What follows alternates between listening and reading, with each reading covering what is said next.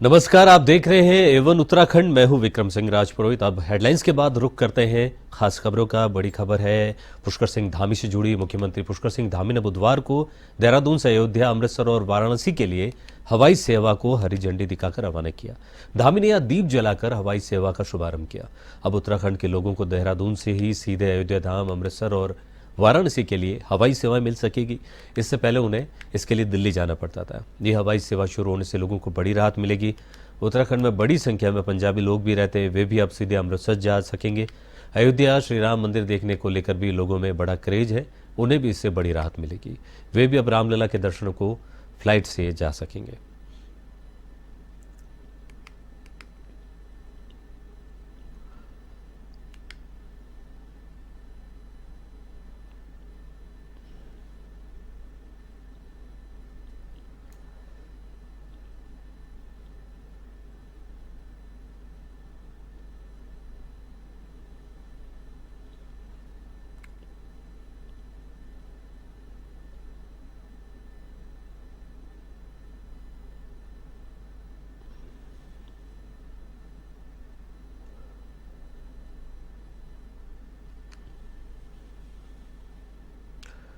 Bharat electrical limited के सहयोग से जनपद पौड़ी पुलिस कोटद्वार में 1 करोड़ 6 लाख की लागत से शहर के अलग अलग हिस्सों में हाई क्वालिटी के सीसीटीवी लगाने जा रही है।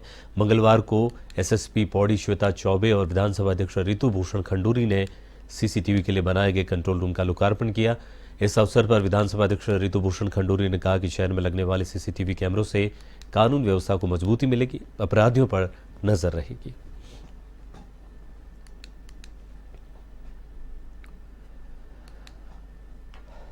सिक्योरिटी के नज़रिए से अगर इस चीज़ को देखा जाए तो कोटद्वार के लिए ये एक एक्सीलेंट आज ये कार्य हुआ है। इनका जो कंट्रोल रूम है इट इज़ बहुत सुंदर है, हाईटेक है और वहीं बैठकर हम पूरे कोटद्वार में कहाँ पे क्या प्रॉब्लम आ रही है वो हम देख सकते हैं। तो लॉ एंड ऑर्डर को मेंटेन करने में, ट्रैफिक को रेगुलराइज करने के लिए आज ये कोटद्वार में ज़बरदस्त। पुलिस कप्तान नवनीत सिंह ने मुनी की रेती थाने का निरीक्षण किया। निरीक्षण के दौरान पुलिस कप्तान ने थाने की कई व्यवस्थाओं को देखा। उन्होंने व्यवस्थाएं बेहतर मिलने पर पूरी पुलिस टीम को शाबाशी देते हुए हौसला अफजाई की। इस मौके पर इंस्पेक्टर रितेश शाह सहित पूरी टीम के साथ पुलिस कप्तान ने बैठक की। बैठक में लोकसभा चुनाव को सुरक्षित और व्यवस्थित तरीके से संपन्न करने पर चर्चा हुई। पुलिस कप्तान ने बताया कि लोकसभा चुनाव को शांतिपूर्ण तरीके से संपन्न कराना पुलिस की जिम्मेदारी, इसलिए अभी से पुलिस ने चुनाव की तैयारी शुरू कर दी है।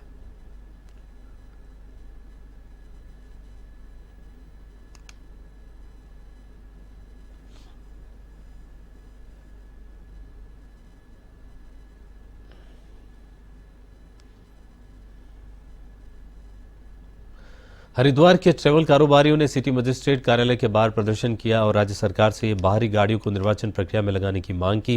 इस दौरान ट्रैवल कारोबारियों ने आरोप लगाया कि केयर ऑफ यानी किराएनामे लगाकर दूसरे प्रदेश के लोग उत्तराखंड में गाड़ियों का रजिस्ट्रेशन करवा लेते हैं। ये लोग ना तो सही समय पर टैक्स देते और चुनाव आने पर प्रशासन का सहयोग नहीं करते। उन्होंने सरकार से मांग की है कि दूसरे प्रदेश की गाड़ियों को भी लोकसभा की निर्वाचन प्रक्रिया में लगाया जाए। यदि ऐसा नहीं किया गया तो हरिद्वार के ट्रैवल कारोबारी भी निर्वाचन प्रक्रिया में प्रशासन का सहयोग नहीं करेंगे और जरूरत पड़ी तो न्यायालय का सहारा भी लिया जाएगा।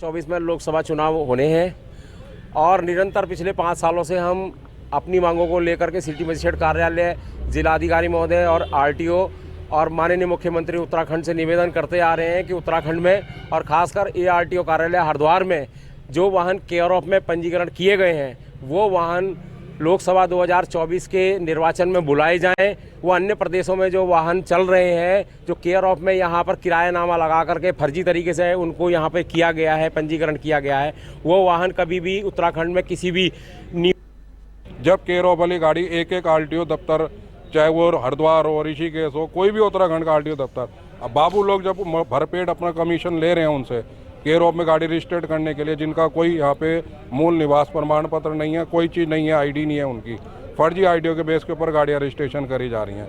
ये मांगे पूरी नहीं हुई तो हमारी कोई भी एसोसिएशन जो है 2024 के चुनाव में गाड़ियाँ नहीं देगा और गाड़ियाँ जो है सब अपने घरों में या आरटीओ दफ्तर में ले आके खड़ी करके चाबी जमा कर देगा। फिर आरटीओ की बदमाशीगिरी और गुंडागर्दी भी देखी जाएगी कि वो कैसे परमिट कैंसिल करता है और कौन सा क्या प्रतिक्रिया करते हैं। फिर उसके लिए हमारे लिए जो है माननीय उच्च न्यायालय जो है स्पष्ट है, खुला है, फिर उसका दरवाजा हम खड़काएंगे। सहसपुर विधानसभा के शीशमबाड़ा ट्रेचिंग ग्राउंड में कूड़े का बड़ा ढेर होने की वजह से स्थानीय लोगों को भारी दिक्कतों का सामना करना पड़ रहा है, जिसे देखते हुए सहसपुर विधायक सहदेव सिंह पुंडी ने देहरादून के नगर निगम कार्यालय में पहुंचकर नगर आयुक्त गौरव कुमार से मुलाकात की। इस दौरान सहदेव सिंह पुंडी ने नगर आयुक्त से बात कर शीशमबाड़ा के ट्रेचिंग ग्राउंड की वहां से शिफ्ट करने का आग्रह किया। जल्दी समस्या का समाधान कराया जाएगा।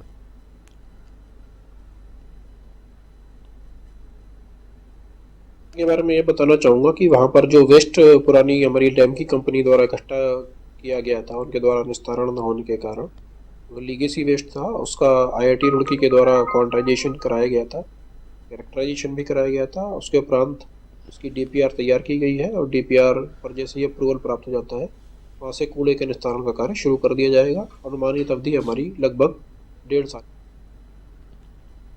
उधम सिंह नगर के खटीमा में भाजपा कार्यकर्ताओं ने ऊंची महुवट गांव में दर्जनों लाभार्थियों से संपर्क किया। प्रदेश कार्यकारिणी सदस्य रमेश चंद्र जोशी के नेतृत्व में लाभार्थी संपर्क अभियान के तहत उन्होंने सरकार द्वारा लाभार्थियों के लिए चलाई जा रही योजनाओं की जानकारी दी। भाजपा नगर मंडल महामंत्री मनोज बाधवा ने बताया कि नगर मंडल के सभी बूथों पर 100% लाभार्थी संपर्क अभियान संपन्न हो चुका है। प्रत्येक बूथ पर अलग अलग बूथ प्रवासियों द्वारा लाभार्थी संपर्क अभियान में लाभार्थियों से संपर्क करके अभियान को सफल बनाया गया है।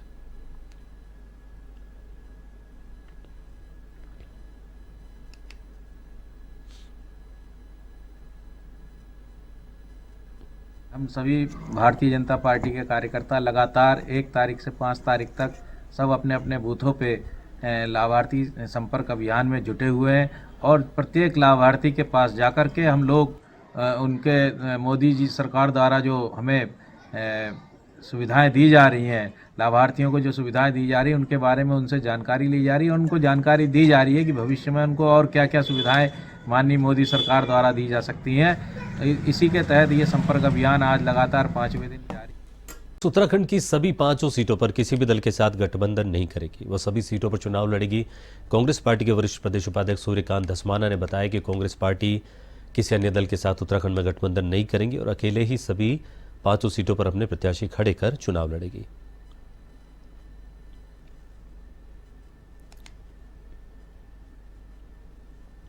कि समाजवादी पार्टी का गठबंधन उत्तर प्रदेश में, उत्तराखंड में उसका कोई इम्पैक्ट नहीं है। और उत्तराखंड में तो क्योंकि सारी पॉलिटिकल पार्टीज जो वामपंथी दल हैं, समाजवादी पार्टी है, सब लोग ये कह चुके हैं कि 5 सीट पर कांग्रेस ही लड़े और कांग्रेस के लिए 5 सीटों पर कोई ऐसा दबाव नहीं है कि हम किसी प्रकार से गठबंधन के लिए कोई सीट छोड़ें। उत्तराखंड मदरसा बोर्ड के चेयरमैन डॉक्टर शगुन काजमी ने कुमाऊं का दौरा करते हुए प्रदेश के तमाम मदरसों का हाल जाना।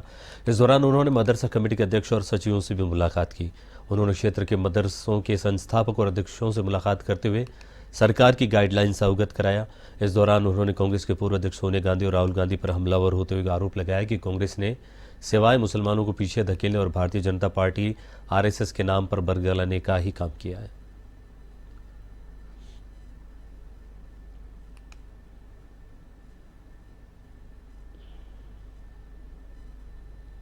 लोकसभा चुनाव को लेकर पुलिस प्रशासन अपनी तैयारियों में जुट गया है। चुनाव के दौरान शांति व्यवस्था बनाए जाने को लेकर मंगलूर क्षेत्र में क्षेत्रीय पुलिस पैरामिलिट्री फोर्स के जवानों के साथ कस्बे में फ्लैग मार्च निकाल रहे हैं। साथ ही संवेदनशील क्षेत्रों का भी भ्रमण किया जा रहा है। चुनाव को सकुशल संपन्न कराए जाने के लिए पुलिस आमजन से सहयोग करने की भी अपील कर रही है। फ्लैग मार्च निकाल रहे हैं और सीओ मंगलूर विवेक कुमार ने बताया कि शांति व्यवस्था बनाए जाने को लेकर क्षेत्र में फ्लैग मार्च निकाला जा रहा है।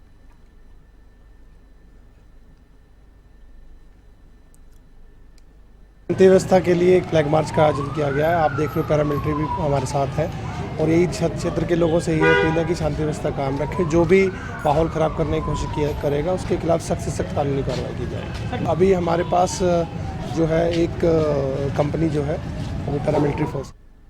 उत्तर भारत का सुप्रसिद्ध मां पूर्णागिरी मेला 26 मार्च से प्रारंभ होकर 15 जून तक चलेगा। इसकी व्यवस्थाओं के बारे में जिलाधिकारी चंपा नवनीत पांडे की अध्यक्षता में समीक्षा बैठक हुई।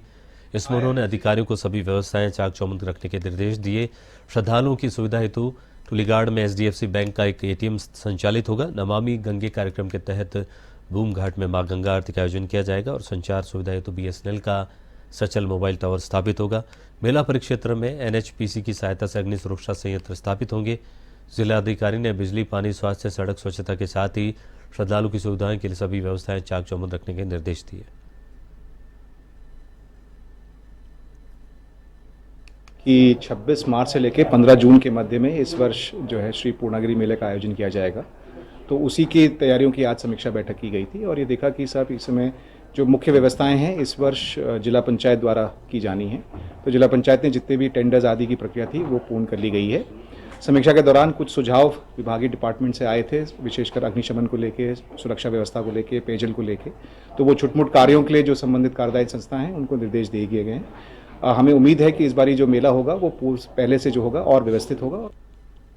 श्यामपुर चौकी पुलिस ने चेकिंग के दौरान मादक पदार्थों की तस्करी करे 2 युवकों को गिरफ्तार किया, जिसके कब्जे से पुलिस ने लगभग 19 ग्राम स्मैक बरामद की है। पुलिस ने दोनों युवकों के खिलाफ नशीला सामान तस्करी करने के आरोप में मुकदमा दर्ज कर लिया है। कोतवाल शंकर सिंह बिष्ट ने बताया कि श्यामपुर चौकी प्रभारी पंकज कुमार ने चेकिंग के दौरान नशे के तस्करों को गिरफ्तार करने में सफलता हासिल की।